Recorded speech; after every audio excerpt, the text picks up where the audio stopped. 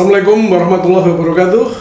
Waalaikumsalam. Salam jumpa pemirsa pada episode ketiga ngobrol politik di Sanet News, Sanet TV Digital. Hari ini kita agak lengkap nih. Kita kedatangan tamu kita yang setiap saat menemani kita, ada Kang Usep S. Ahyar. Ya, Assalamualaikum. Waalaikumsalam Kang Usep. Nah, ini seorang akademisi dan peneliti senior di Populi Center. Di kali ini kita juga kehadiran tamu kita ini sebagai pengamat politik dan hukum. Ini Pak Sukaryono, sarjana hukum. Ya. Dikenal Cak Su ya. Nah, kita biasa panggil dengan nama Cak Su. Ya, Cak Su. Selamat datang Cak Su. Selamat datang. Assalamualaikum warahmatullahi wabarakatuh. Waalaikumsalam warahmatullahi wabarakatuh. Pemirsa, kali ini kita akan ngobrol-ngobrol yang sedang menjadi hal yang bikin deg-degan dan dinanti-nantikan dari semua peserta pemilu, terutama untuk caleg nih, pencalekan, yaitu atas gugatan pasal 168 Undang-Undang Pemilu, Undang-Undang nomor 7 tahun 2017 terkait dengan masalah sistem terbuka dan tertutup. Ya, kita tahu kan saat ini yang berjalan adalah sistem terbuka, artinya caleg yang maju di state di situ, kemudian penentuan pemenang berdasarkan dari pemilih yang terbanyak di masing-masing caleg. Nah, ini digugat kemudian dengan berbagai pertimbangan, masih proses di JR, Judicial Review di MK. Ini kan posisi yang saat ini memang masih deg-degan.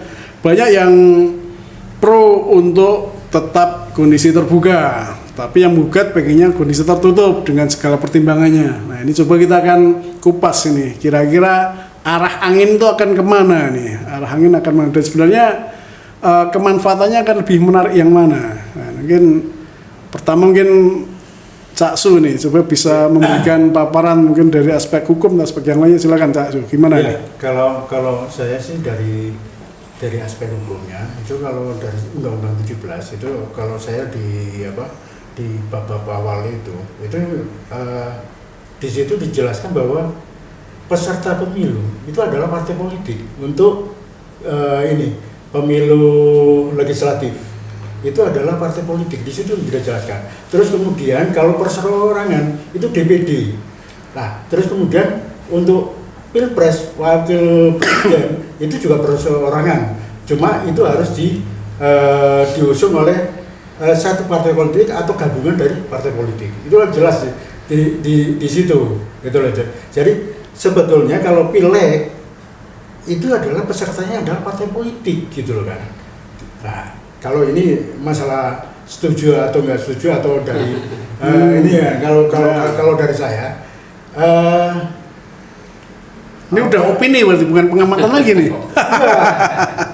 Ini memang saya melihatnya dinamis gitu loh. Maksudnya perkembangan politik ini kan dinamis. Dulu itu pernah kita tertutup, itu pernah tahu ke zaman Orde Baru lah. Kemudian berkembang, terus setelah itu zaman reformasi itu, setelah itu digugat di MK itu, yaitu akhirnya terbuka. Nah itu, ini yang saya melihat positif negatifnya dari terbuka dan tertutup ya kan di situ gitu loh. Mungkin itu aja tawaran. Ya, masing-masing kan tergantung dari kepentingannya, anginnya kemana. Kalau kayaknya kuat diarahkan untuk terbuka, anginnya kendor tertutup. Ya, mungkin seperti itu ya. Mungkin Kang Usep bisa memberikan ulasan lebih tajam nih Kang Usep. Makasih. Saya kira-kira harus pahami dulu ini. Namanya itu aslinya itu sistem proporsional tertutup atau sistem proporsional terbuka. Jadi kalau sistem proporsional tertutup itu yang dipilih itu adalah partai politik, dan nanti siapa di antara caleg itu yang maju tetap mencantumkan caleg juga, calon legislatifnya siapa yang maju itu berdasarkan nomor urut yang ditentukan oleh partai politik. Tapi kalau proporsional terbuka itu orang boleh memilih caleg, boleh juga memilih partai politik, dan yang menentukan itu suara terbanyak kalau memang partai itu mendapatkan kursi di antara partai-partai yang lain gitu. itu proporsional tertutup terbuka gitu. Sistem ini sebenarnya di Indonesia juga sudah dilakukan dua-duanya. Jadi zaman Orde Lama itu 55 itu juga terbuka gitu, proporsional terbuka. Zaman Orde Baru tertutup semua, bahkan Orde Reformasi itu tahun 99 itu ya? Masih tertutup. Itu masih tertutup gitu. Ya. Nah, baru 2004 itu semi terbuka. Jadi semi terbuka itu jadi tetap ada partai, lalu kemudian juga nama-nama, tapi nama-nama dipilih, boleh memilih partai, boleh memilih nama, tapi misalnya perhitungannya, aturannya kalau nama-nama itu diantara peserta caleg itu mendapatkan 30%, ya maka otomatis menjadi menjadi anggota legislatif terpilih. Kalau di atas 30%. Kalau partainya dapat ya, tapi kalau di bawah itu tidak ada yang di atas itu, di atas 30% suara, itu berarti dia harus kembali pada nomor urut. Itu jadi disebut semi terbuka. Nah, 99 itu baru proporsional terbuka. Nah, sistem proporsional terbuka itu sebenarnya kritik terhadap ya di Indonesia sendiri. Di negara lain ada yang tertutup, ada terbuka, tergantung pada kondisi politik sebenarnya. Dua-duanya mungkin tidak ada yang baik dan yang buruk. Dua-duanya juga ada prasyarat di masing-masing itu, ya baik terbuka ataupun tertutup. Nah, di Indonesia sendiri itu proporsional tertutup itu, terbuka itu sebagai kritik terhadap penentuan anggota itu pemilihan berdasarkan proporsional tertutup, ya karena proporsional tertutup dianggap tidak mencerminkan kedaulatan rakyat gitu. Nah, bahwa tadi ada dalam undang-undang itu dasar memang disebutkan ya sistem keterwakilan kita ya atau pemilu kita itu, peserta pemilu kita itu ada dua. Kalau memilih DPR, DPRD, anggota legislatif itu pesertanya adalah partai politik. Sementara yang tertutup itu sementara DPD itu perorangan, perseorangan. Nah, itu yang dianggap oleh penggugat itu ya yang mengajukan judicial review itu melanggar undang-undang dasar gitu. Tapi itu sebenarnya dibantah juga sama banyak orang. Itu sebenarnya tetap peserta pemilunya adalah partai politik. Cuman partai politik itu menyerahkan biar lebih berdaulat, lebih memberikan partisipasi pemilih, lebih memberikan pertimbangan pemilih kepada orang-orang itu, maka dibuka gitu penentu itu pemilih itu ikut menentukan siapa yang besar, yang elektabilitasnya tinggi di depan masyarakat. Itu maka sebenarnya itu gabungan. Maka itu dihitung, boleh mencoblos partai, boleh mencoblos pesertanya. Itu saya kira dari duduk perkaranya gitu. Ini perdebatan dua-duanya dan masing-masing itu sebenarnya ada sisi, mungkin kalau disebut sisi negatif, sisi positif itu dua-duanya juga ada. Dan itu menurut saya memang mutlak tergantung pada kondisi politik di negara itu, termasuk di Indonesia. Siapa penangnya itu ya? Nah gitu. Nah misalnya dalam sistem proporsional tertutup itu memang peran partai politik itu lebih diperankan di masyarakat gitu. Jadi masyarakat itu, partai politik tentu harus bekerja keras nih mengkampanyekan apa ideologinya, apa program kerjanya. Selama ini itu lebih banyak individu yang dapat ke masyarakat itu. Saya melihatnya partai politik hanya sebagai event organizer aja. Nah itu. Tapi justru memang akan memudahkan istilahnya perolehan suara itu ketika kemudian partai itu menemukan figur-figur yang yang layak jual. Karena kalau bicara kemudian pada aspek cita-cita partai atau ideologi partai, kadang-kadang juga masyarakat melihatnya sama aja. Nah, gitu. Nah, itu persoalannya. Nah, yang kedua, saya teruskan. Jadi memang yang pertama peran partai politik tentu akan lebih besar. Nah, maka loyalitasnya juga akan lebih besar ke partai karena penentu semua itu partai politik itu lebih besar, kaderisasi, institusionalisasi politik dan lain sebagainya partai politik tuh.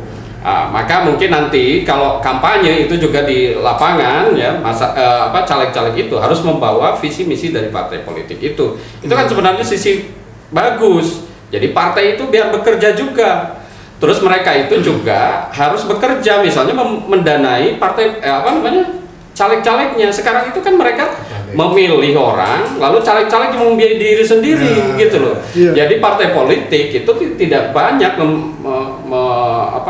memberikan sangu gitu istilahnya untuk melakukan kampanye tentang visi misi ideologinya tentang kepartaian itu. Nah, pertama itu. Yang kedua, peran partai politik itu akan. Yang kedua, itu juga partai politik sebenarnya itu bisa memilih orang atau menempatkan orang yang berkualitas itu dan kelompok-kelompok minoritas itu di tempat yang punya potensi atau kans untuk terpilihnya tinggi. Misalnya orang yang pintar intelektual ditempatkan di tempat nomor 1 gitu. Lalu atau di tempat yang memang di dapil itu punya kursi. Lalu kemudian kelompok-kelompok minoritas seperti kelompok perempuan dan lain sebagainya itu ditempatkan di nomor 1 gitu. Jadi itu dengan sendirinya perimbangan misalnya perempuan dan laki-laki itu mekanisme partai itu yang membuat dia terpilih atau tidak gitu. Jadi screeningnya udah dilakukan partai ya? Iya, ditempatkan nomor 1, nomor 2. Nah, memang itu jadinya syarat positif ini akan terjadi jika partai politiknya sudah melakukan demokratisasi dengan baik. Nah, partai politiknya itu juga tidak kongkolikong. Kalau tidak, itu kalau seperti sekarang partai politiknya yang terjadi apa? Yang terjadi penguatan oligarki internal di partai politik itu. Itu yang dikhawatirkan banyak orang. Jadi analisisnya gimana nih Kang Usep? Kalau kita kaitkan dengan kos politik yang ada di negeri ini, akan lebih murah dengan sistem terbuka yang dimana kemudian bagi siapa nih? Partai, lebih murah bagi siapa? Bagi caleg lah, anggaplah gitu loh. Ya. Ataukah kemudian akan lebih murah ketika sistem yang terbuka? Kemudian karena dia kan kadang-kadang yang dipakai kan kedekatan emosional dan personal. Secara partai kan pemilih itu mungkin nggak cocok partainya, tapi personalnya cocok dipilih. Jadi tergantung sebenarnya Mas. Kalau soal kos politik itu tergantung juga. Tertutup itu juga kemungkinan ada kos politik itu juga tinggi. Tapi bayarnya kemana? Ini bayarnya ke partai politik untuk mendapatkan nomor urut yang nomor 1 atau 2. Sementara kalau terbuka itu kepada rakyat memang. Jadi dia program sendiri dan lain sebagainya, lebih capek sebenarnya caleg-caleg kalau sistem proporsional terbuka. Cuman kalau tertutup ini memang partai itu sangat peran partai itu sangat dominan gitu. Ya. Sehingga kalau saya sih dibalikin aja gitu loh. Aturannya itu kan sebetulnya peserta pemilu itu adalah partai politik gitu loh. Ya. Tapi kan partai politik kan dari orang-orang juga toh, Cak. Iya, partai politik itu orang-orang juga memang. Iya, kan punya kepentingan ideologi yang sama. Ideologi partai itu loh yang kita kuatkan gitu loh. Iya, ketika orang tidak berideologi sama mungkin nggak akan masuk dalam partai. Yang saya rasakan selama ini dengan politik proporsional terbuka itu bukan partai saya melihatnya. Orang ini beda partai. Itu memang iya, cuman kan dalam kondisi oligark di partai politik, dominasi partai politik itu tidak mengarah pada hal yang positif dalam dunia pemilu gitu. Jadi partai politik itu diberi kekuasaan yang tinggi untuk menentukan nomor urut, lalu kemudian loyalitasnya juga ke partai politik. Nah, lalu kemudian orang-orang baru nih nanti orang-orang baru ya dan partai-partai baru yang belum banyak ya partainya dikenal oleh masyarakat segala macam, memang agak kesulitan itu mendapatkan simpati ya yang ini. Nah, memang ini memang ya satu ada negatif ada positifnya dan ada prasyaratnya kalau menurut saya. Memang seperti yang dibilang Pak Cak Su itu soal ini liberal itu memang akhirnya begitu tuh antar caleg di partai itu juga bertarung gitu. Cuman ini memberikan kesempatan yang lebih besar kepada masyarakat untuk memilih mana partai yang bagus, mana caleg yang bagus, Nah realitasnya sekarang itu banyak orang pemilih itu berhubungannya itu dengan caleg daripada dengan partai politik. Nah, iya. Akhirnya orang itu bisa menilai dan memaksa partai orang-orang itu untuk membuat reputasi di dapilnya. Kalau tidak berbuat itu agak susah juga terpilih oleh masyarakat di dapilnya. Jadi ini memang hal-hal seperti itu Iya. jadi dua. Kedaulatan partai itu jadinya saya melihatnya nggak ada gitu loh. Jadi lebih ke arah ya figur-figur gitu loh. Jadi bisa aja ketika 2009 kemarin itu partai A, 2014 udah partai lain. Karena figurnya bisa itu. Bahkan bisa juga gini juga. Tapi memberikan kedaulatan yang lebih tinggi terhadap pemilih untuk menentukan gitu. kemana gitu. Ya, Jadi, untuk menentukan orang yang punya reputasi, bukan hanya dalam istilah lain itu tidak membeli kucing dalam karung gitu loh, Pak. Jadi kalau mencoblos partai, ini siapa pemilih kita? Memang di kita akhirnya ada yang juga begitu asal nyoblos karena memang tidak tahu calonnya siapa. Tapi kalau ini kan sebenarnya pesertanya tetap partai politik, Cak. Cuman partai politik itu memberikan list ini loh, yang apa namanya calon-calon dari saya itu ini loh 1, 2, 3. Kamu jangan membeli kucing dalam karung. Ini kucingnya itu sudah saya buka nih, gitu loh. Tidak di karung. Silakan pilih kucing yang mana? Yang mana yang kamu suka. Nah, pilih yang punya reputasi. Jadi memang setengah-setengah nih, kedaulatan partai juga diberikan, tapi juga kedaulatan pemilih juga diberikan. Gitu. Tapi kalau partai politik saja yang ini sudah ditentukan partai politik. Betul. Nah, cuman positifnya itu tadi memang misalnya kelompok-kelompok minoritas bisa terwakili karena ditentukan oleh partai. Kalau partainya benar, itu kan persoalannya. Problemnya kan problemnya partai politik. Ukuran partai itu seperti apa dan menilai kan standarnya juga menjadi sangat relatif juga gitu. Ini termasuk juga konsekuensi bisa jadi gini juga ketika kaitannya dengan tingkat partisipatif dari ini. Partisipasi dari ya calegnya ataupun dari masyarakat lah. Ketika sistemnya tertutup, mungkin ya orang tidak seantusias ketika terbuka. Mungkin itu bisa jadi bisa. Akan ada kondisi yang ya calegnya yang tidak terlalu banyak juga, mungkin akhirnya bisa jadi seperti itu karena. Tapi itu kan gini, maksudnya ketika tertutup itu kan juga ada nama caleg-calegnya. Itu kan mesti ditampilkan caleg-calegnya. Ini loh. Betul. Ini nggak sakit berdasarkan suara terbanyak. Betul. Kan penentuannya tadi kan nomor urut tadi itu. Itulah kita kembalikan lagi pada kedaulatan partai. Bagaimana partai itu bisa menempatkan orang yang tepat. Ketika tidak tepat, pertanyaannya kita hukum untuk 5 tahun yang akan datang tidak akan kita pilih. Itu berjalan juga tuh. Yang apa namanya caleg-caleg itu kan misalnya 1 sampai 10 itu harusnya punya kesempatan yang sama. Kalau di dalam terbuka itu punya kesempatan yang sama karena partai menurut partai yang paling bagus nomor 1, nomor 2, nomor 10 belum tentu. Nah disodorkan lagi ke masyarakat, bisa jadi nomor 10 ini yang bagus menurut masyarakat karena punya reputasi. Nah nomor 10 itu juga kan sebenarnya calon dari partai itu juga gitu loh. Cuma urutnya di terakhir dia tidak punya peluang untuk jadi. Jadi semuanya punya peluang. Walaupun Mas dalam kenyataan ya misalnya dengan sistem terbuka itu nomor urut itu tetap pengaruh, Pak. Nah, itu bisa logis juga. Logisnya gini, karena incumbent itu sudah nomor 1, nomor 2 yang sedia udah bekerja di dapil itu nomor bagus ditempatkan nomor 1, nomor 2 sementara yang bawahnya itu cuman itu kan kalau tertutup memang bisa menempatkan orang yang nomor 1 itu ya kalau memang rekrutmennya itu terbuka memang gitu loh yang bagus gitu. Nah kalau partainya menurut saya kalau partainya sudah sudah berubah dengan baik ke arah yang lebih baik, kaderisasi, rekrutmen dan sebagainya. Itu malah menurut saya baik ya. Cuman ya itu tadi 1 sampai 10 itu kan semuanya juga punya partai toh. Dan di situ dikompetisikan saja. Nah, sebenarnya ini partai sebenarnya ingin melihat ya udahlah, ini bukan nomor urut lah untuk tidak menentukan siapapun lah ditempatkan nomor berapa. Silakan aja kompetisi. Silakan, saya akan menyerahkan kedaulatan saya ke kedaulatan rakyat yang sesungguhnya itu Makanya Betul, karena tolok ukur partai kan juga menjadi ini belum menjadi standar yang sesuai dengan keinginan rakyat juga diuji gitu. Itu justru keinginan partai, penilaian partai diuji di masyarakat.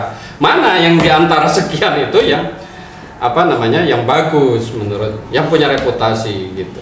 Dan dimungkinkan juga gini tidak, ketika sistem tertutup itu menjadikan caleg yang muncul dan jadi anggota legislatif adalah itu aja, yang itu lagi, karena nomor urutnya kan yang menjadi penentu adalah pemilik partai atau siapa yang megang partai saat itu gitu loh Pak. Justru di tertutup itu nomor urut nggak jadi faktor penentu.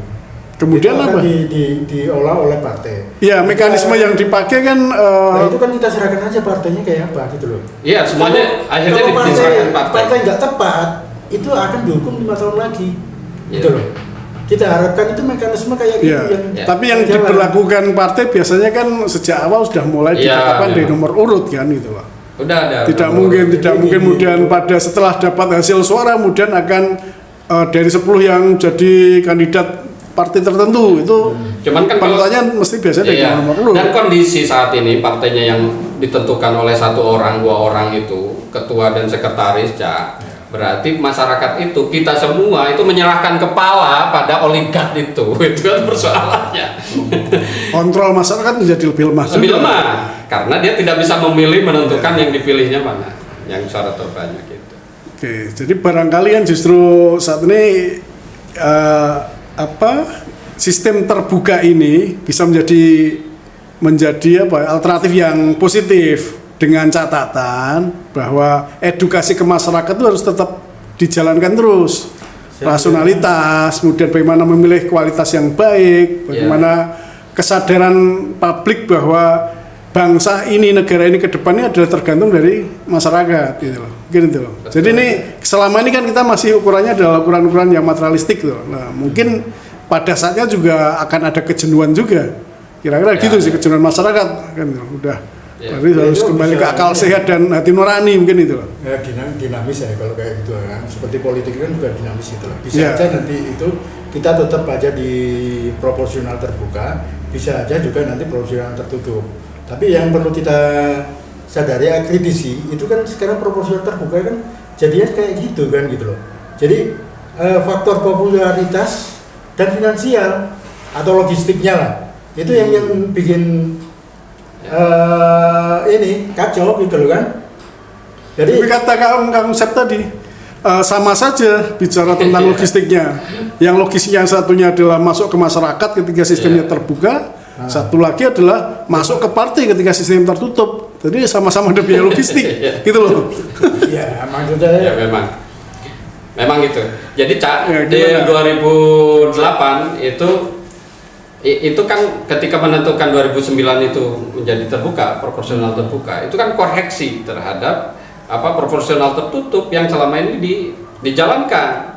Jadi zaman Orde Baru itu dikoreksi, lalu kemudian zaman Reformasi itu masih tertutup, lalu kemudian dikoreksi lagi karena isinya itu karena tidak sesuai dengan prinsip-prinsip kedaulatan rakyat gitu argumentasinya. Jadi ini memberikan celah yang banyak terhadap kedaulatan rakyat sebagaimana semangat dari demokratisasi yang kita lakukan selama ini gitu.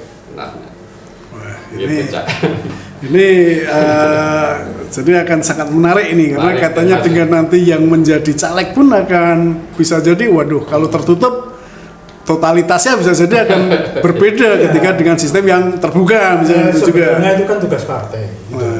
Bagaimana partai itu jadi partai kader gitu loh. Bagaimana kaderannya kayak apa sih gitu loh. Terus pembinaan di dalamnya itu gimana sih gitu. Itu sebetulnya adalah tugas-tugas partai. Kalau sekarang kan partai kan enak-enakan aja. Itu. Yang kerja kan ini caleg-calegnya itu. Dan itu finansial sama partai jualan tiket itu ya. Iya. Makanya kalau menurut saya kalau mau tertutup lagi, lalu kemudian peran partai menjadi lebih kuat, loyalitas orang juga ke partai itu lebih tinggi gitu loh, loyalitas caleg gitu ke partai.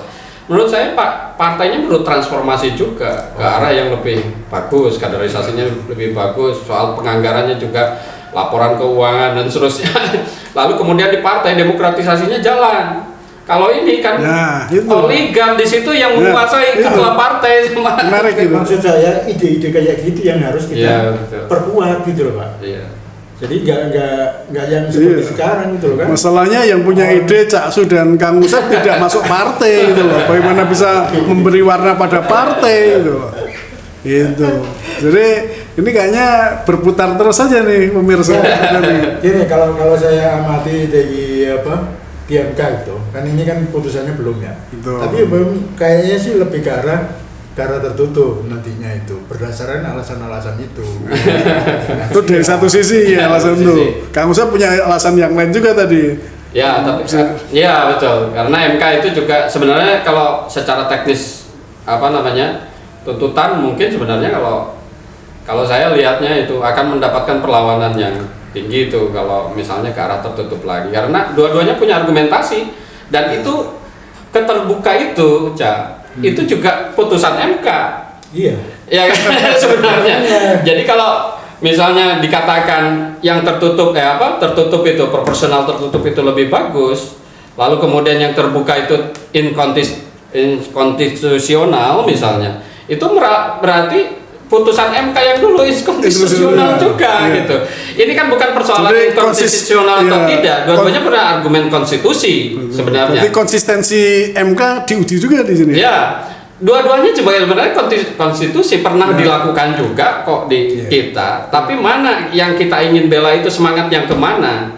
Karena menurut saya tertutup atau terbuka itu tergantung juga pada situasi politik dan kondisi politik saat ini. Dinamika Kalau partainya seperti ini, kalau menurut saya Pas. lebih terbuka itu lebih pas. Kedaulatan rakyatnya lebih terjamin, kedaulatan pemilihnya lebih terjamin, masyarakat partisipasinya itu juga ikut sertanya banyak di situ, gitu loh. Dia ikut menentukan, wah ini saya dia memilih kucing. memilih Yang iya, jelas. tidak memilih kucing Bukan dalam kucing karung. biru. Ini jelas dia bekerja kok di dapil gitu. Kalau mau milih partai nanti saya milih yang partai ini ternyata bukan orang yang saya kehendaki itu atau dapil ini kehendaki untuk jadi malah milih yang lain yang menurut masyarakat di dapil itu tidak tidak disukai.